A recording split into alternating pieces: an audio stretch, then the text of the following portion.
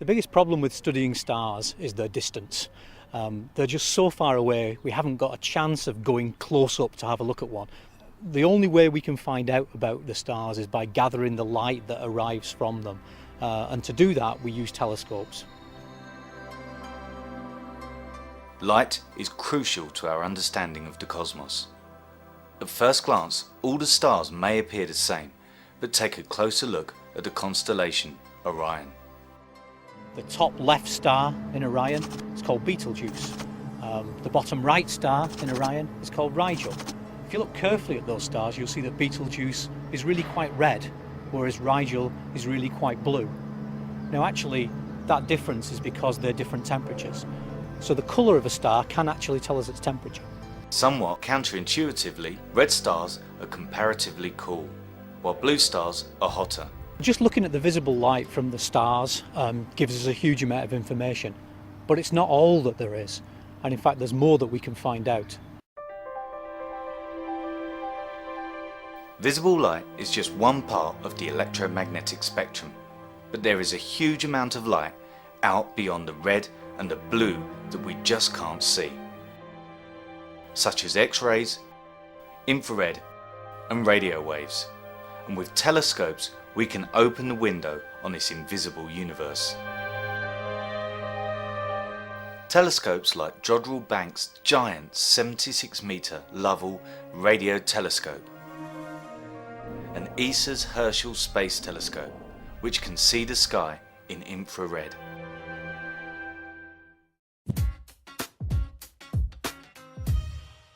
When we look at things in infrared light, we can get extra information on top of what we can see when using visible light. So let's take these 2 cups of tea, for example. In visible light, they look virtually identical.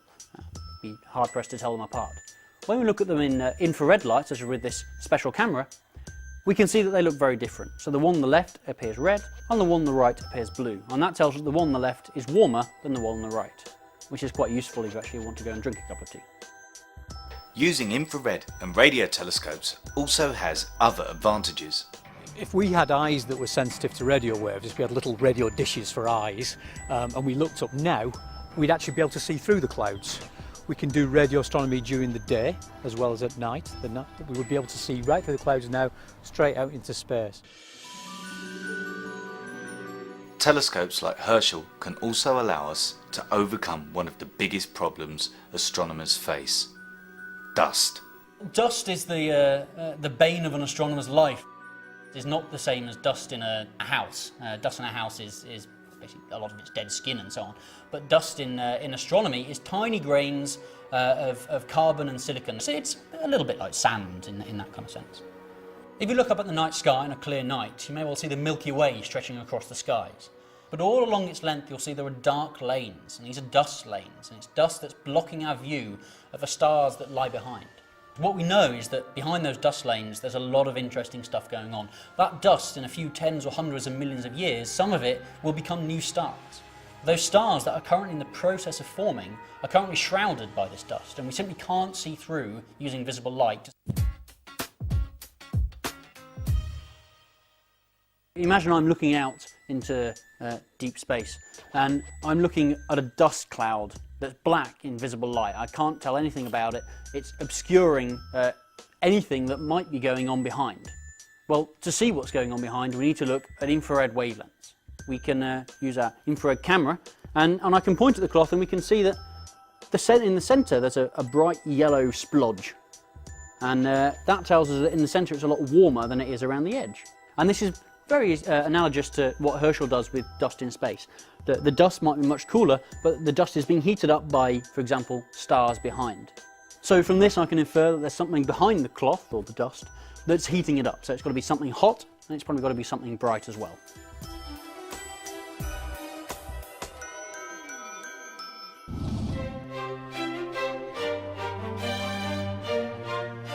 Using infrared light, Herschel will reveal some of the secrets about how stars form inside these giant clouds of dust and gas.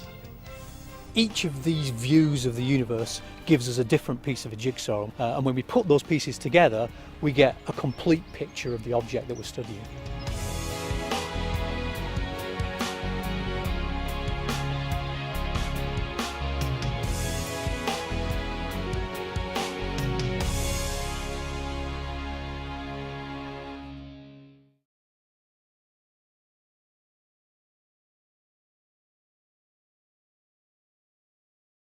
spectrum, an immense scale we use to measure the wavelengths of all kinds of radiation.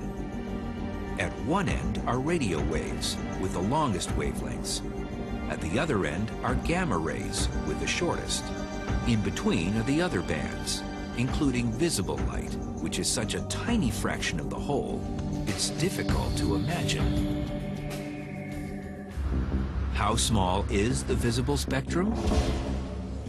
If you had a reel of movie film representing the entire electromagnetic spectrum, stretching 2,500 miles from California to Alaska, the section containing the visible spectrum would fall somewhere in the middle, near the University of Washington.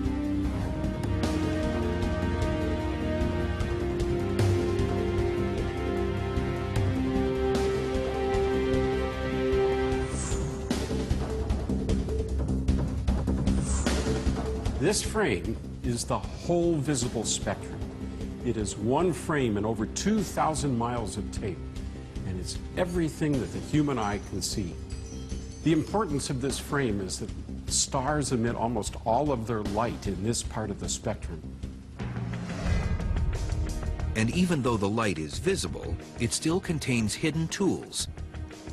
The secrets are in the spectrum itself. The visible light in this lamp comes from hydrogen gas excited by electricity to form a glowing plasma, similar to what happens in a nebula. By viewing the lamp through a diffraction grating, we can split the light up into 3 narrow lines on the spectrum, a virtual fingerprint of light, unique to hydrogen alone. So in the spectrum, you see 3 features. One is red, one is a light blue, and the other is a deep blue. This pattern of wavelengths is absolutely unique to hydrogen, and there's no way to confuse hydrogen in the spectrum with any other element. You are the galaxy with 1 billion stars. You are the place where I belong. You are my space. You are my home.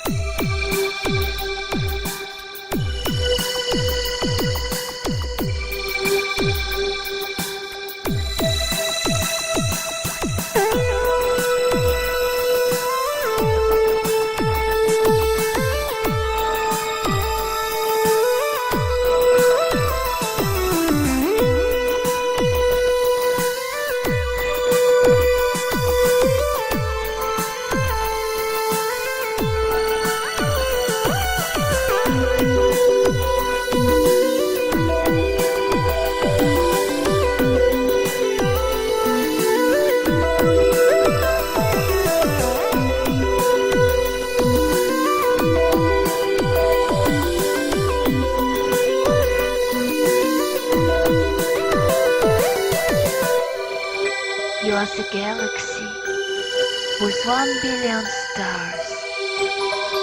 You are the place where I belong. You are my space. You are my home.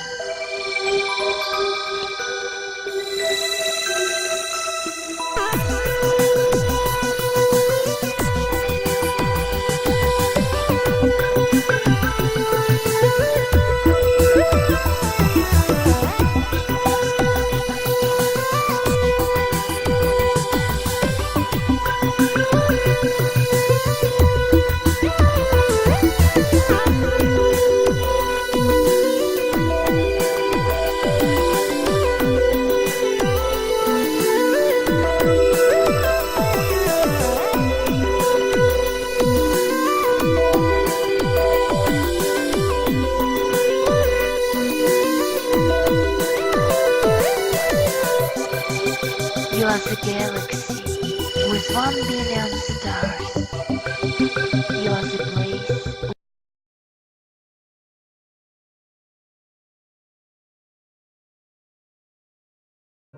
Orbiting 375 miles above Earth is a most extraordinary scientific tool that has forever changed our knowledge of the universe. The Hubble Space Telescope is one of the greatest technological achievements in human history. For 20 years, the world has marveled at its astonishing images of our dynamic solar system and the many wonders beyond. Jupiter-sized exoplanets orbiting other suns, exploding stars and nebulas, massive exotic galaxies. These and other discoveries not only confirmed many scientific theories, including the existence of mysterious dark matter and star-devouring black holes, but also raised new questions for scientists to ponder about the origins of the universe and the endless diversity of the cosmos.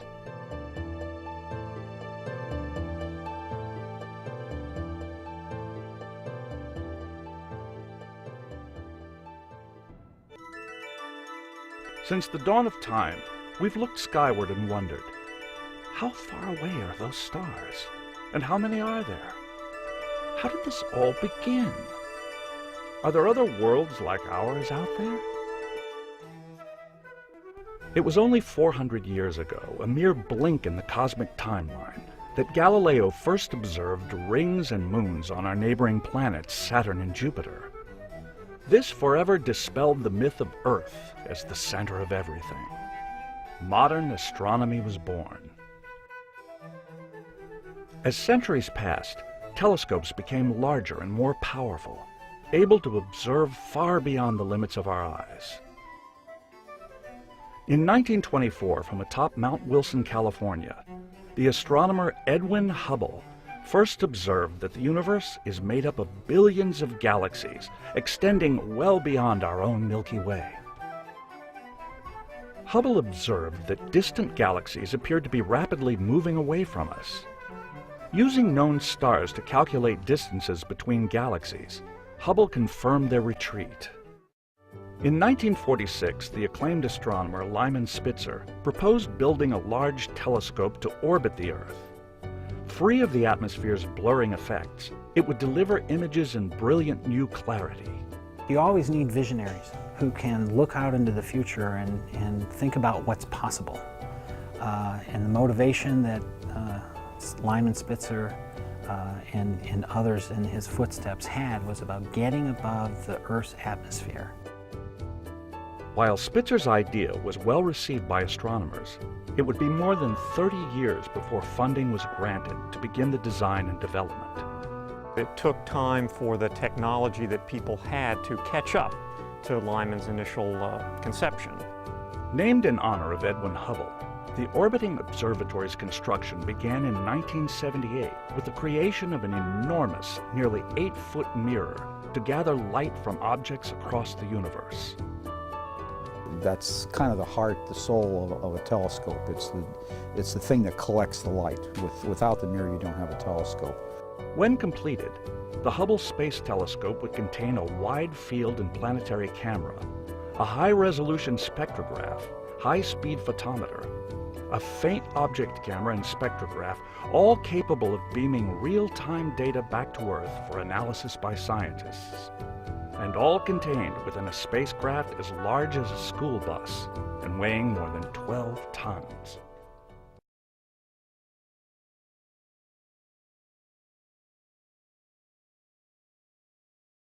The Chandra X-ray Observatory orbits high above the Earth, peering into the blackest reaches of space. Exploring the most menacing and magnificent features of the cosmos, this remarkable telescope is revealing what our eyes can't, taking us beyond visible light.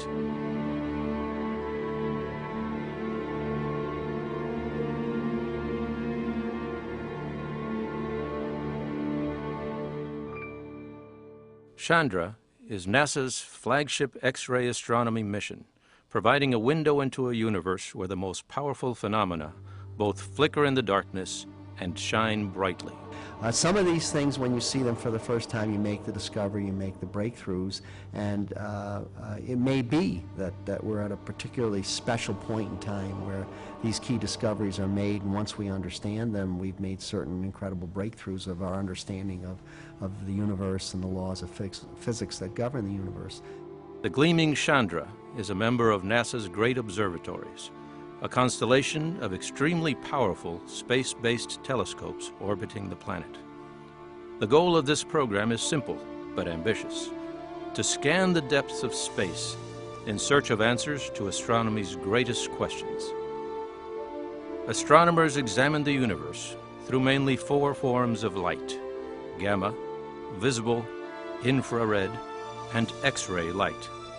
Studying objects like stars through each type of light reveals new features about them.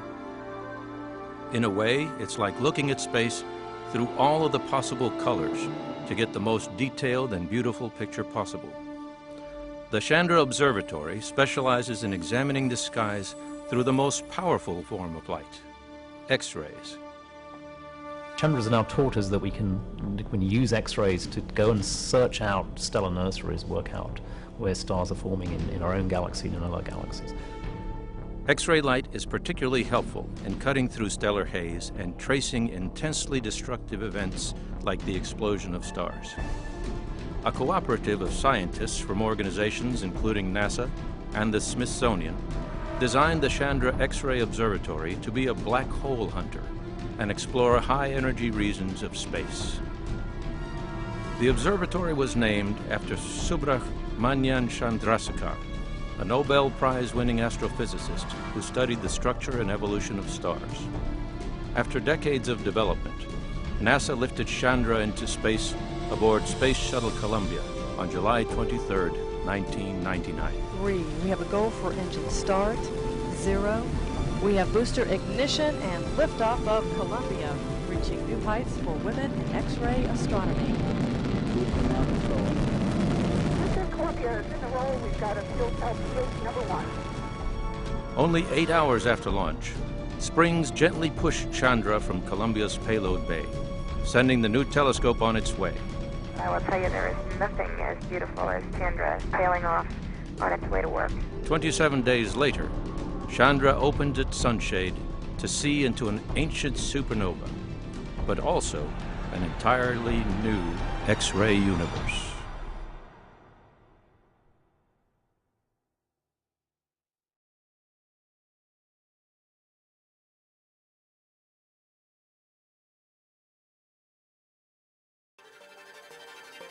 In early March 2012, a powerful X-5.4 flare erupted on the Sun. The blast was observed by the fleet of spacecraft dedicated to monitoring our star, plus one unlikely addition, NASA's Fermi Gamma Ray Space Telescope. For Fermi, which detects high-energy gamma rays, the Sun is almost never the brightest, steady source in the sky. That distinction is reserved for the Vela pulsar. But on March 7th, the Sun outshone everything else Fermi could see. Thanks to the big flare, the Sun had become the brightest object in the gamma ray sky. Due to the keen angular resolution of Fermi's Large Area Telescope, for the first time, scientists were able to narrow down the position of the high-energy gamma ray emission to a part of the Sun's disk. This gives scientists greater confidence that the gamma rays come from the same region as the solar flare seen in other wavelengths. During this event, the LAT detected the highest energy light ever recorded from a solar flare. The gamma rays peaked at 4 billion electron volts, or 2 billion times the energy of visible light. With Fermi recording high-energy gamma ray emission for 20 hours after the event, the March 7th flare also set a duration record. Several mechanisms are behind this gamma ray activity. Flares are thought to arise when strong magnetic fields undergo a process called reconnection and release pent-up energy. A sudden blast accelerates charged particles, some of which leave the Sun, while others are driven toward its visible surface. Many of these accelerated particles are protons. When they collide with gas in the Sun's atmosphere or surface, the interaction creates a particle called a pion, which quickly decays into 2 gamma rays. These observations herald Fermi's arrival as a solar observatory, a powerful new tool for understanding the Sun as it approaches its maximum period of activity.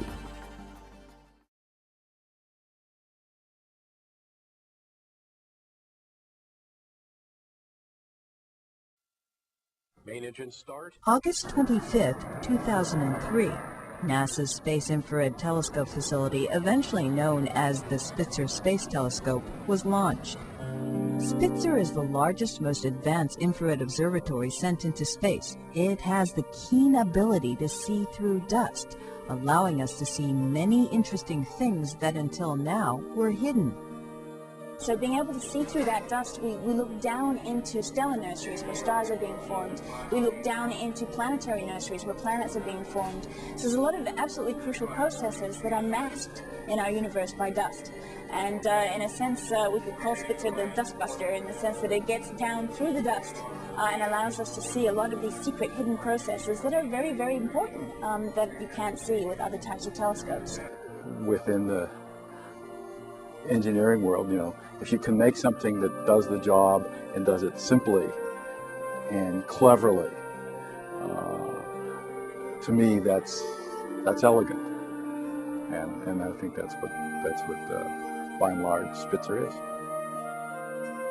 An elegant eye exposing celestial objects too cold, too dusty, or too far away to be seen till now, revealing spectacular galaxies, embryonic stars and stellar incubators, uncovering secrets about planet formation, and even bringing us a few surprises. The Spitzer telescope was the first direct detection of light from a planet orbiting another star. That's a pretty big gift. It's particularly significant because by being able to directly detect radiation, we've opened up a field in which we'll be able to characterize planets, to learn something about them. With a 5-year planned mission for Spitzer, scientists are making the most out of their observations. I think it's good because it keeps us focused. It keeps us really focused on making sure that everything we do is to do the very best we can, because we know we only have a finite life. We've got to extract the most science from this phenomenal capability as rapidly as we can. I always tell my kids, do something that you enjoy, something that's fun. It still is often amazing to me to say that you know, people pay me to do things that are fun, and I will have done a lot of really exciting science. Exploring the cosmos with Spitzer, entertaining and tremendously exciting.